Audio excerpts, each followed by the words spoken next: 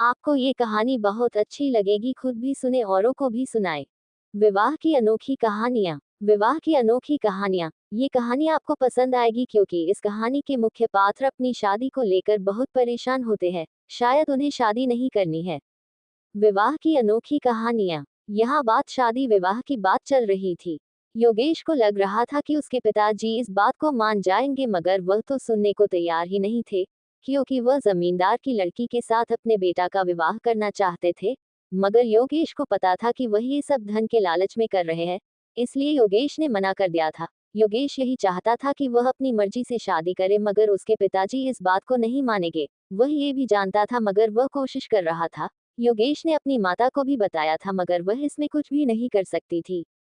सब कुछ उनके पिताजी ही कर सकते थे। मगर योगेश कह रहा था कि मैं उस लड़की से विवाह नहीं कर सकता हूँ, जो हमेशा अपना अंगूठा मुंह में रखती हो। मगर पिताजी को इससे कोई फर्क नहीं पड़ता है, उन्हें तो बस धन मिलना चाहिए, इसलिए तो वह मुझे कह रहे हैं कि इसी लड़की से शादी करो। अब मैं ऐसा नहीं कर सकता हूँ। अगर आपने मेरी मदद नहीं की तो मैं यहाँ पर रुकने वाला नहीं हूँ। मगर माता ने समझाया कि वह उनके दोस्त है और बचपन में ही दोनों ने यह बात कही थी कि हम एक दूसरे से शादी का ये वादा जरूर पूरा करेंगे। लेकिन उनके वादे के बीच में तो मैं फंस गया हूँ।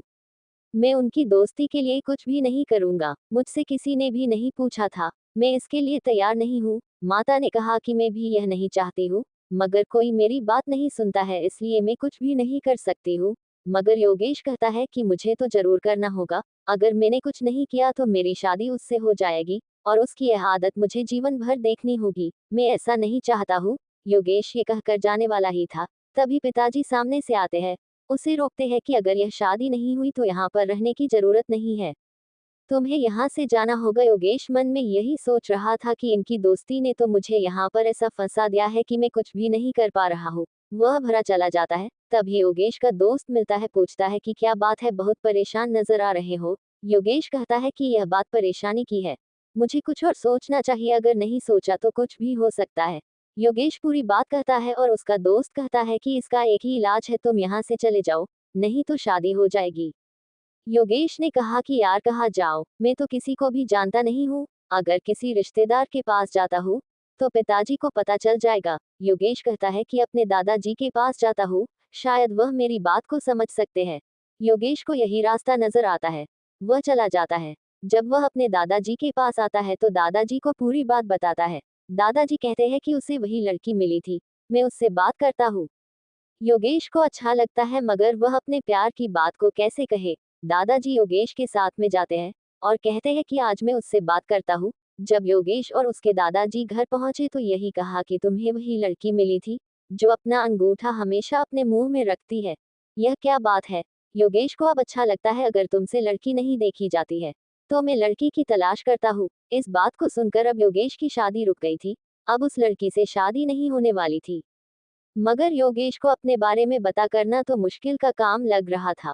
उधर दादाजी उसके लिए अच्छी लड़की की तलाश कर रहे थे, क्योंकि वह नहीं चाहते थे कि फिर से कोई गलती हो जाए। योगेश कहता है कि आपको लड़की की तलाश नहीं करनी चाहिए, आपको पता है कि हमारे पड़ोस में एक लड़की रहती है, हम सभी उसे जानते भी है, अगर आप उसे देख ले तो अच्छा रिश्ता हो सकता है। दादाजी को लगा कि यह भी ठीक है, अगर पड़ोस की बात है तो ये भी अच्छा होगा। दादाजी योगेश के साथ वहां पर चले गए थे। दादाजी को वह सभी लोग अच्छे लगे थे, उन्होंने ने लड़की को भी देखा था, लड़की भी बहुत अच्छी थी। शायद दादाजी को लड़की पसंद आ गई थी, वह योगेश के लिए ऐसी ही लड़की देख रहे थे। तब योगेश और दादाजी बाहर चले गए थे और बातें कर रहे थे। बातें करते हुए घर पहुंच गए थे। जब घर आए तो दादाजी ने कहा कि मैंने लड़की देख ली है, अब इसकी शादी उसी लड़की के साथ होगी। जब ये बात पिताजी ने सुनी तो कहने लगे कि आपने कहाँ देखा है। दादाजी ने कहा कि योगेश लेकर गया था। अब पिताजी को समझ आ गया था। उसके बाद पिताजी ने कहा कि वह आपको पड़ोस में लेकर गया होगा, वहीं पर वह लड़की रहती है। दादाजी ने कहा कि तुमने ठीक कहा, मगर तुम कैसे जानते हो। पिताजी ने कहा कि पहले मुझे शक था, मगर अब यकीन हो गया है कि यह उसी लड़की को पसंद करता है, इसलिए मेरा रिश्ता इसे पसंद नहीं आ रहा था। तभी दादाजी ने कहा कि जो हुआ भूल जाओ, अगर ये पसंद करता है तो ठीक है, हम उसी से शादी कर लेते हैं। उसके बाद योगेश की शादी आराम से हो गई थी, सभी मुश्किल भी दूर हो चुकी थी। आपको यह विवाह की अनोखी कहानियाँ पसंद आई है तो आप इसे कमेंट और शेयर भी कर सकते हैं। मेरे चैनल को प्लीज लाइक और सब्सक्राइब करें।